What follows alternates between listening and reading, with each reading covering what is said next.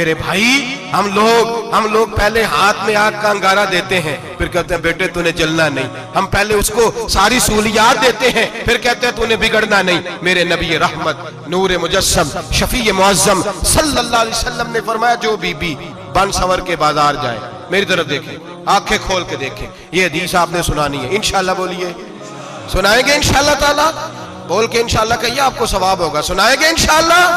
میرے نبی کریم صلی اللہ علیہ وسلم نے فرمایا جو عورت بن سور کے بازار جائے. اب تو خیر بیویاں برقع پہن کے جاتی، برقعے پہ بھی کڑھائی کی ہے، برقعے پہ بھی کام کرا ہے. برقعے پہ جو کام اور نقش نگاری ہوئی ہے وہ 10,000 کی ہے. برقع پردے کے لیے پہنا تھا، دکھانے کے لیے.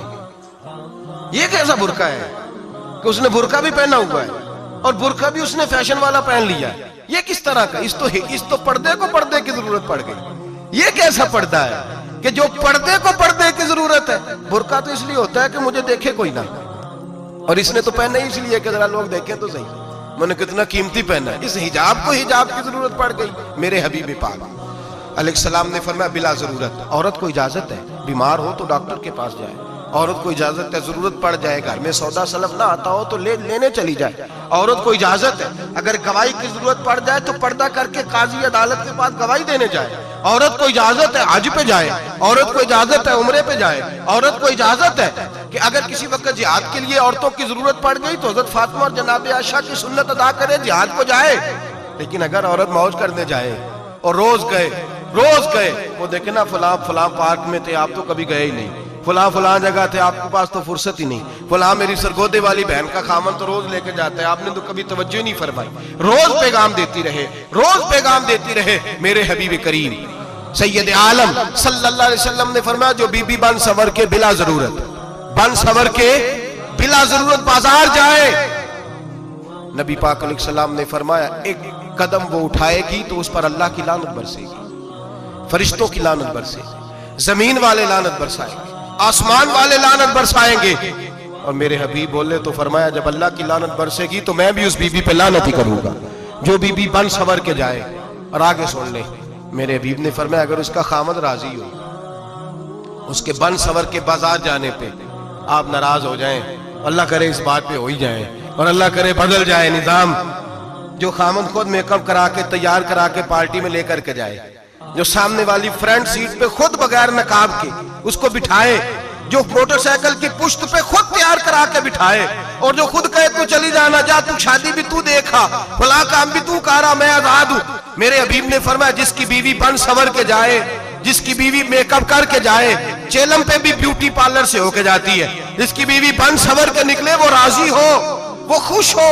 بعض ایسے منع کرتے ہیں، ناراض ہوتے ہیں، وہ گناہ صرف عورت کے ذمے ہے. لیکن اگر عورت بن سور کے نکل رہی ہے اور خامد راضی ہے، وہ کہتا ہے ہاں ہم ماڈرن ہیں، ہم جدید دور کے ہیں، ہاں جدت اسی کا نام ہے. ہاں لوگوں کو پتہ کیسے چلے گا ہمارے پاس پیسے ہیں، کیسے پتہ چلے گا کہ 3 گاڑیاں ایک ابا جی کے پاس ہے، ایک بیٹی کے پاس ہے، ایک بیوی کے پاس ہے، کیسے پتہ چلے گا کہ ہم بہت تعلقات والے ہیں، ابا جی فلاں شادی پہ، بیٹی فلاں گھر میں اور بیوی فلاں گھر چلی گئی، ہمارے تعلقات زیادہ ہے اس لیے ہمیں زیادہ جانا پڑتا ہے. میرے حبیب کریم علیہ السلام نے فرمایا عورت بن سور کے جائے، خامد راضی ہو، وہ جتنے قدم اٹھائے گی اتنے ہی اپنے خامد کے لیے جہنم میں مکان تعمیر کرے گی. فرمایا اس کے خامد کے لیے اتنے مکان دوزخ میں تیار ہو گئے، وہ جلایا جائے گا، وہ تپایا جائے گا، وہ جہنم کی آگ کا ایندھن بنے گا. اور میں نے شاید آپ کو درجنوں بار حدیث سنائی ہو، میرے کریم رسول نے فرمایا بی بی ایک ہوگی پر 4 آدمیوں کو جہنم میں لے کے جائے گی. یا رسول اللہ کس کو؟ فرمایا باپ نے پردے کا نہیں کہا تو باپ بھی دوزخ میں جائے گا، اگر بھائی نے پردے کا نہیں کہا تو وہ بھی دوزخ میں جائے گا، شوہر نے پردہ نہیں کرایا تو وہ بھی جہنم میں جائے گا. وہ بیٹا جو کہتا تھا نا 1.25 لاکھ کا موبائل لینا ہے تو اماں نے گھر کے اندر شور ڈال دیا، مجبور کیا خامن کو لے کر کے دیا. اس بیٹے سے پوچھا جائے گا تو ساری ضدیں اماں سے منواتا تھا، یہ تو نے کیوں نہیں کہا پردہ کر لے؟ اور اب تو بی بی ذرا 40 سال کی ہوتی ہے تو کہتی ہے میری خیر ہے، میں بوڑھی ہو گئی ہوں، میری خیر ہے، روٹیاں ساری کھاتی ہوں، باقی سارے کاموں میں جوانوں کی طرح ہوں، پردہ نہیں میں نے کرنا، میری خیر ہے. فلانا تو میرے بیٹے کی طرح. ظلم کی حد ہے، ظلم کی حد. کزن ایک دوسرے سے ہاتھ ملاتے، کزن وہ کس مصیبت کا نام ہے؟ کہتے ہیں یہ بھائی ہے، او بھائی یہ بھائی ہوتا تو اس سے نکاح ناجائز ہوتا. اب چونکہ اللہ نے اس کے ساتھ نکاح کو حرام رکھا ہے تو یہ تمہارا بھائی ہو سکتا میرے رسول کریم صلی اللہ علیہ وسلم نے فرمایا سور نجسولین ہے، کتا بالکل ناپاک نہیں ہوتا، کتا بھیگ جائے تو بعد اوقات ناپاک ہوتا ہے، یا کتے کے منہ سے تھوک نکلے تو ناپاک ہوتی ہے، سور نجسولین ہے، پورا ناپاک، خشک بھی ہو تو ناپاک ہے۔ میرے حبیب پاک علیہ السلام نے فرمایا ایک سور ہو وہ پہلے ہی ناپاک، اور دوسرا پھر وہ سور گند میں لپٹا ہوا ہو، غلاظت اس سور کو لگی ہوئی ہو۔ فرمایا ایک تو سور جو نجسولین ہے اور پھر وہ گند میں لپٹ جائے، غلاظت میں بھر جائے، اس کے پورے وجود کو گندگی لگ جائے۔ فرمایا وہ سور گندگی اور غلاظت میں لپٹا ہوا تیرے جسم سے لگ جائے تو اتنا برا نہیں جتنا غیر محرم عورت کا وجود تیرے وجود سے لگ جائے تو برا ہے۔ کس قدر تفصیل دی، کہاں سے بات شروع کی اور کہاں میرے نبی نے سکھائی۔ کزن ہاتھ ملا رہی ہے، کزن کے ساتھ بازار جایا جا رہا ہے، کزن کے ساتھ فلاں کام ہو رہا ہے، کزن کو چچا کا بیٹا بھائی ہوتا ہے، اگر یہ سگا بھائی ہوتا تو اس کے ساتھ نکاح ناجائز ہوتا۔ خدا را آ جاؤ، لوٹ آؤ، واپس پلٹو دین کی طرف، لوٹو اس تباہی سے نکلو۔ یہ جو آگ ہے، یہ جو بے سکونی ہے، یہ جو تماشا ہے، یہ لاکھوں کمانے کے باوجود جو بے برکتی ہے، یہ بڑی بڑی فوجوں کے باوجود جو روز میتیں اٹھتی ہیں، یہ جو روز جنازے پڑے جاتے ہیں، یہ جو روز بیٹیاں بیوہ ہوتی ہیں، یہ جو روز ماؤں کے سہاگ لٹتے ہیں، یہ ہماری نافرمانیاں ہیں۔ ہم دین کے معاملے میں ہم لوگوں نے نرمی شروع کر دی ہے، ہم اللہ اور اس کے رسول سے بغاوت کرنے لگے ہیں۔ میرے حبیب کریم سید عالم نور مجسم شفیع معظم صلی اللہ علیہ وسلم نے فرمایا زنا صرف شرمگاہ کا نہیں ہوتا، حضور نے فرمایا آنکھیں بھی زانی ہوتی ہیں، کان بھی زانی ہوتے ہیں، زبان بھی زانی ہوتی ہے۔ بخاری مسلم دونوں میں موجود ہے۔ صحابہ نے عرض کی حضور زبان کیسے زانی ہوتی ہے؟ فرمایا جو نماز کے باوجود گند بولتا ہے، غلیظ گفتگو کرتا ہے، وہ زبان کا زانی ہے۔ اور فرمایا جو روز گند دیکھتا ہے وہ جتنی مرضی تہجدیں پڑھے وہ آنکھ کا زانی ہے، اور جو گندی باتوں میں لذت محسوس کر کے سنتا ہے وہ جتنا مرضی روز اٹھ کے مسجد میں جھاڑو دے وہ کانوں کا زانی ہے۔ میرے نبی نے فرمایا آنکھ کا زنا بھی چھوڑ دو، کان کا زنا بھی، بولیے کان کا زنا بھی، زبان کا زنا بھی۔ مسند امام احمد بن حنبل اٹھائیے، ایک صحابی نے عرض کی حضور نماز میں دل نہیں لگتا، میرا قرآن پاک میں دل نہیں لگتا، درود و سلام میں دل نہیں لگتا۔ آمینہ کے معصوم لال نے کیا جواب دیا؟ حضور نے فرمایا جا اپنی نظر جا کے پاک کر لے، اللہ کے نبی کا وعدہ ہے تیرا سجدے میں دل لگنے لگ جائے گا۔ جا اپنی آنکھ کو طہارت دے، وضو کرا، نظروں کو پاک کر، اللہ کے رسول کا وعدہ ہے تیرا قرآن پاک میں دل لگے گا۔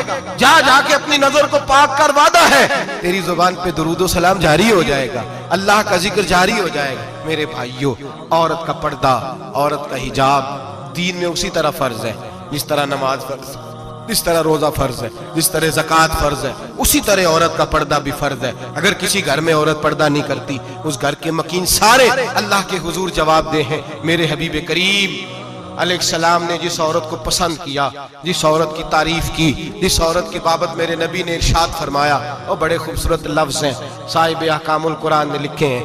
میرے حبیب پاک نے صحابہ کی محفل سجائی، مجمع کھچا کھچ مسجد بھر گئی۔ حضور نے فرمایا بول کے بتاؤ خیر النساء کون سی ہے، عورتوں میں سب سے اچھی بی بی کون سی ہے، بول کر کے بتاؤ۔ حضرت صدیق اکبر سے لے کر مولا علی تک، حضرت علی سے لے کر جناب بلال تک، حضرت سلمان فارسی سے لے کر عبداللہ مزنی تک بھرا پڑا ہے مجمع۔ حضور نے فرمایا بولو سب سے اچھی عورت کون ہوتی ہے؟ ایک صحابی کہنے لگے حضور جس کی نماز قضا نہ ہوئی ہوئی، فرمایا وہ بھی اچھی ہے پر تم میری مراد کو نہیں پہنچے۔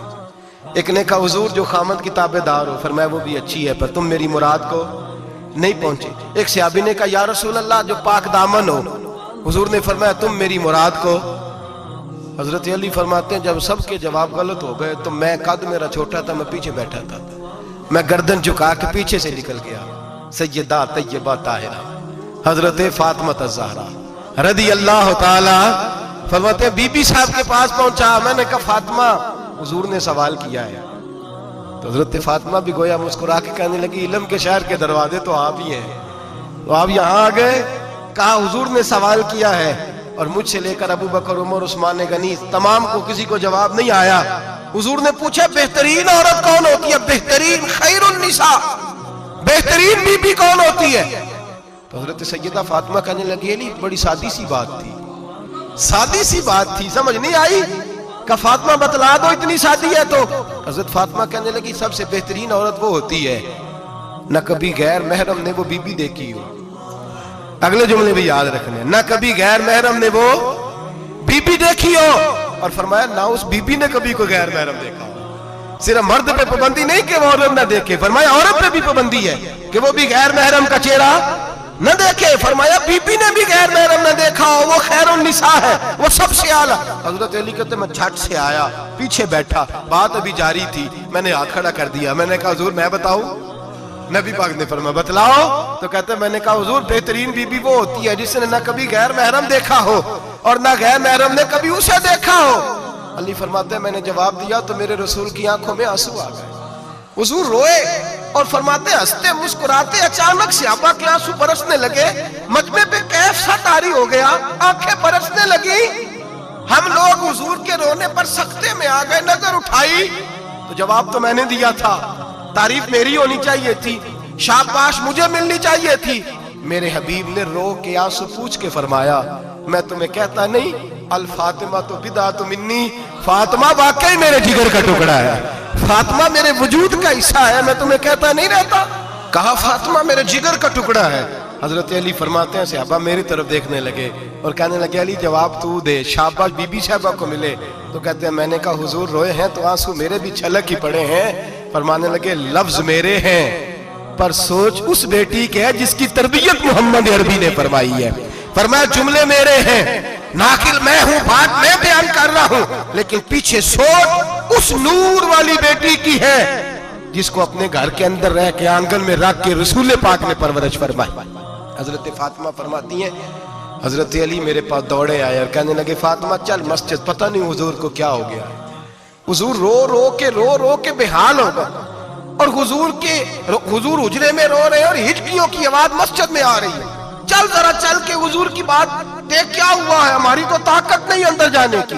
سیدہ طیبہ طاہرہ حضرت فاطمہ جھٹ سے پردہ اوڑا، حاضر خدمت ہوئی، اندر گئیں، کہتی ہیں حضور کے کندھے پہ ہاتھ رکھا تو محبوب بیٹی کے ہاتھ کی ٹھنڈک محسوس کی، سر سجدے سے اٹھایا، فرمایا فاطمہ آ گئی ہو؟ حضور آئی، فرمایا چل بیٹی تو بھی ہاتھ اٹھا اور میری امت کی بیٹیوں کے لیے دعا مانگ، چل تو بھی ہاتھ اٹھا میری امت کی بہنوں ماؤں کے لیے دعا مانگ۔ محبوبہ کیا ہوا؟ میرے حبیب نے فرمایا رات مجھے دکھایا گیا ہے دوزخ میں کچھ بیبیاں ہیں، ان کے بال فرشتوں نے باندھے ہوئے ہیں اور انہیں گرز مار رہے ہیں، وہ چیختی چلاتی ہیں اور مدد کے لیے پکارتی ہیں، وہ بڑی تکلیف میں ہیں۔ تو بی بی صاحب عرض کرتے ہیں یا رسول اللہ ان کی غلطی کیا ہے؟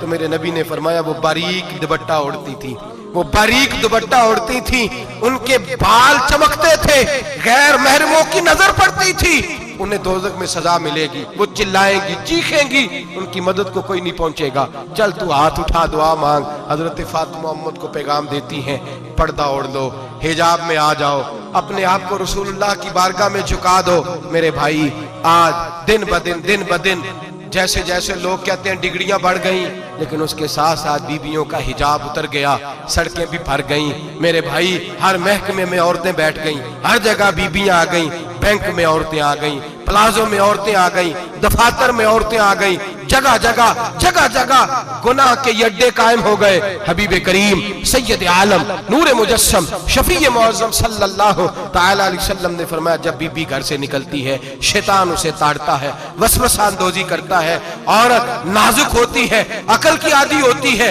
اس کو لوگ وسوسے میں ڈال لیتے ہیں۔ پاکستان کا تجزیہ نگار کہتا ہے اگر 100% پسند کی شادیاں ہوتی ہیں ان میں 40% لڑکے اپنے گھر والوں کو مجبور کرتے ہیں، 60% لڑکیاں مجبور کرتی ہیں، 60% ان کے اندر ایسی شیطانیت بھری جاتی ہے، کمزور عقل ہوتی ہے، اسے ایسے باغات دکھائے جاتے ہیں، الجھ جاتی ہے، اور جس تیزی سے یہ جعلی نکاح ہوتے ہیں اس تیزی سے طلاق ہوتی ہے۔ وہ بیٹی جو کل اس چنگل میں پھنس کے جدت کے چنگل میں اپنی مرضی کرتے ہوئے میدان میں نکلی تھی، ساری زندگی کا دھبا لگا کے گھر بیٹھ گئی، लड़का तलाक दे के भी पाक का पाक ही रहता है और बेटी की मंगनी भी टूट जाए तो लोग कहते हैं कोई ना कोई बात तो होगी, ऐसे थोड़ी हो जाता है। बेटियों, तुम्हें रुसवा किया जा रहा है, बहनों तुम्हारी इज्जत से खिलवाड़ हो रहा है, तुम्हें बाजार की जीनत बना के तुम्हारे असल मकाम से तुम्हें गिराया जा रहा है। तुम समझ रही हो हम जदीद हो गई, लेकिन तुम्हारा नुकसान हो रहा है, तुम्हें रुसवा किया जा रहा है। आओ दरे रिसालत माप पे, आओ मेरे नबी पाक के दरवाजे पे। मेरे हबीब ने फरमाया जिस बीबी में 4 खूबियां हो, कितनी हो जी? ये आपने दुआ करनी, अल्लाह करे मेरी बेटी में 4 खूबियां आ जाए, अल्लाह करे मेरी बहन में 4 खूबियां आ जाए, अल्लाह करे हमारी घर की मस्तूरात में, ऊंचा आमीन कहिए, सब में 4 खूबियां, अल्लाह करे भर जाए 4 खूबियां। मेरे हबीब ने फरमाया जो बीबी जरूरियात दीन का इल्म जानती हो, दूसरी खूबी उस बीबी के अंदर ये हो कि वो बीबी अपने खामन को राजी करने वाली हो, तीसरा फरमाया उस बीबी में खूबी ये हो कि अल्लाह के मुहर्रमात का ख्याल रखती हो, हराम में ना पड़ती हो, चौथा फरमाया पर्दे की पाबंद हो। फरमाया जैसे ही वो मरती है अर्श का मालिक उससे हिसाब ही नहीं लेता, उसे बगैर हिसाब किताब ही जन्नत अता फरमा देता है। जो पर्दे की पाबंद हो, खामद राजी हो, मुहर्रमात से बचती हो, फरमाया वो बीबी अल्लाह तबारक व तआला उससे कोई हिसाब किताब, बगैर हिसाब के अल्लाह उसको जन्नत में दाखिल कर देंगे। रब हिसाब नहीं पूछेगा। अल्लाह करे मेरी बेटी भी बगैर हिसाब जन्नत जाए, माए बहन बीवियां बगैर हिसाब जन्नत में जाए। अल्लाह करे हम सब के घरों में जितनी औरतें हैं उनसे कोई हिसाब ना लिया जाए, बगैर हिसाब भी जन्नत में जाए। फिर उन्हें पर्दे का पाबंद करो, फिर उन्हें शौहर की ताजीम सिखाओ, फिर उन्हें हराम से बचना सिखाओ, फिर उन्हें रसूलुल्लाह सल्लल्लाहु अलैहि वसल्लम की बेटी का उसवा नूर सिखाओ, फिर उन्हें हजरत आयशा की सीरत पढ़ाओ, फिर हजरत खदीजतुल कुबरा का तरीका बतलाओ, फिर उन्हें रसूलुल्लाह की कनीज़ाएं बनाओ। अल्लाह करे हम यहाँ से जुमा पढ़ के जाएं तो हमारे हाथ में एक बुरका भी हो, हमारे हाथ के अंदर जो है वो एक बड़ी चादर भी हो। अम्मा को कहे अम्मा ये चादर रख, इससे नकाब ओढ़ के निकलना। अल्लाह करे चौधरी साहब सरपंच साहब की पंचायत में कोई ऐसा मुकदमा भी आए जो आके कहे मैं बीवी नहीं रख सकता, ये पर्दा नहीं करती, ये कहीं मुझे भी अजाब में मुब्तला ना करे। अल्लाह करे शौहर इस तरह का गैरतमंद बने, वो कहे खबरदार खबरदार, अगर तू दरवाजे से निकली आला हजरत इमाम अहले सुन्नत मुजद्दिदीन मिल्लत मेरे आला हजरत से किसी ने पूछा था कि हजरत जी बीबी नात पढ़ सकती है? फतावा रज़विया की 14वीं जिल्द, बीबी मिलाद पढ़ सकती है? मिलाद आला हजरत ने फरमाया अगर बीबी मिलाद पढ़ रही हो, नात पढ़ रही हो और उसकी आवाज गैर महरम के कानों तक जा रही हो, फरमाया उसे सवाब नहीं होगा, उसे हराम काम करने का गुनाह दिया जाएगा। बीबी को मना है, वो नात की आवाज भी औरत का ही नहीं पड़ता, दीन में तो औरत की आवाज का भी पड़ता है। दीन में तो औरत की हजरत सैयदा ज़ैनब, हजरत फातिमा की वो लख्ते जिगर जो मैदान करबला में इमाम हुसैन बराबर की शरीक रही सैयदना इमाम हुसैन के साथ। याह्या बिन मोइन कहते मैं 15 साल तक हजरत ज़ैनब का पड़ोसी रहा हूँ। 15 साल, घर बराबर होता है ना, बंदा बीबी देख ही लेता है। वो बीबी कभी पर्दा डाल के जा रही है दवाई लेने, कभी नजर आ ही जाती है। कहते 15 साल में सैयदा फातिमा की बेटी का पड़ोसी रहा हूँ, मैंने कभी बुरके में छुपी हुई ज़ैनब भी नहीं देखी, बुरके में छुपी हुई ज़ैनब भी कभी नहीं देखी। हजरत अब्दुल्ला बिन जाफर तैयार जनाबे अलीउल मुर्तजा के भाई थे, उनके बेटे के साथ इनका निकाह हुआ था, बीमार हो गई तो हजरत अब्दुल्ला कहने लगे ज़ैनब चल तुझे हकीम के पास ले जाऊं, तबीब के पास ले जाऊं। तो हजरत ज़ैनब कहने लगी आप जाइए मेरा हाल बता के दवाई ले आइए। तो हजरत अब्दुल्ला जाफर तैयार कहने लगे शरीयत में गुंजाइश है डॉक्टर के पास जाने, हकीम के पास जाने की गुंजाइश है, तो चलती क्यों नहीं? तो हजरत ज़ैनब कहने लगी शरीयत में गुंजाइश तो है पर अब्दुल्ला मेरी मजबूरी ये है कि मैं फातिमा की बेटी हूँ। शरीयत में गुंजाइश तो है पर मेरी मजबूरी ये है कि मैं हुसैन की बहन हूँ। शरीयत में गुंजाइश है पर मैं हसन की बहन हूँ। शरीयत में बड़ी गुंजाइश है पर लोग मुझे मोहम्मद अरबी की नवासी कहते हैं। गुंजाइश तो है पर मैं नहीं ना निकल सकती, इसलिए कि जितना कोई अपने आप को दीन के करीब जानता है उतना उसके पैरों में शरीयत की जंजीरें ज्यादा होती हैं। तो जनाब सैयदना अब्दुल्ला कहने लगे अगर तू पर्दा कर गई, अगर तू चली गई, तो फरमाने लगे ये तो अल्लाह की मशीयत है, तू दवाई ला दे ताकि मैं खा लूं, और अगर मैं चली गई तो मैं अपनी माँ से जाके कहूंगी कि अम्मा सारी तकलीफें मैंने छाती पे बर्दाश्त की हैं पर मैंने तेरे पर्दे पर आंच नहीं आने दी। मेरे भाई ये उसवा नूर है, ये उसवा हसना है, ये हमें सिखाया जा रहा है। मेरे हबीब करीम की बीवियों का ये हाल था, बीवियों का اپنے گھر کے آنگن میں حضرت عائشہ صدیقہ، حضرت سودا جناب حفصہ اپنے سین میں جب بیٹھتی تھی نا تو دیوار کی طرف منہ کر کے بیٹھتی تھی، دیوار کے ساتھ لگ کے دیوار کی طرف۔ بیبیاں اپنے گھر کے اندر بھی دیوار کی جانب منہ کر کے بیٹھتی تھی۔ لوگ پوچھتی، بیبیاں پوچھتی کہ اپنے گھر میں بھی دیوار کو منہ کرنے کا مطلب؟ کہتی ہو سکتا ہے کچھ چھت پہ چڑھے اچانک نظر پڑے تو ہم چاہتی ہیں پھر بھی ہمارا چہرہ نظر نہ آئے اسے، پھر بھی ہمارا چہرہ نظر، ہم اپنے گھر کے اندر بھی پابند رہتی ہیں کہ ہمارے چہرے نظر نہ آئے۔ خدا را بڑے پیسے زندگی میں لوٹائے ہیں، 1000 1500 برقعے پہ بھی خرچ کرو، وہ گھر لے جاؤ، وہ اماں کو بھی دو، بہن کو بھی دو، بیوی کو بھی دو، اس کو کوئی یہ پہن لے، اس لیے کہ جب تو حضرت فاطمہ کے طریقے کا پردہ کرے گی تو تیرے آنگن میں سیدہ زینب کی طرح کی بیٹیاں پیدا ہوں گی، وہ اس سنت پہ چلنے والی بیٹیاں تیرے آنگن میں آئیں گی۔ خدا را میرے بھائی، آج یہ نیت کرو، یہ ارادہ کرو اور اپنے گھروں کو پردے کا پابند بناؤ۔ اگر ایک بیٹی پردہ دار ہو گئی تو کئی خاندان پردہ دار ہو جائیں گے، اگر ایک بیٹی پردہ دار ہو گئی تو کئی گھرانے سنوریں گے، کئی جگہ پہ نور پھیلے گا۔ اے عرش کے مالک، اے میرے محبوب کے خدا، تجھے واسطہ ہے میرے محبوب کی بیویوں کا اور تجھے صدقہ حضور کی شہزادیوں کا۔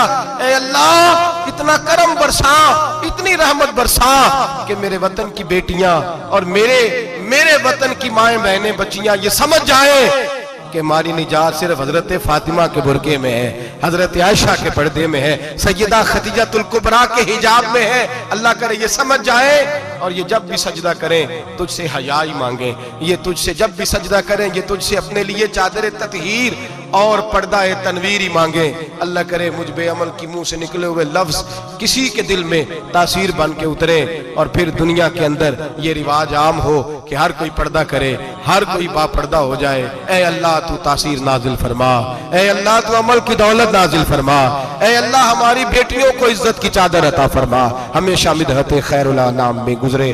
دعا ہے یہ عمر درود و سلام میں گزرے۔ آخر دعا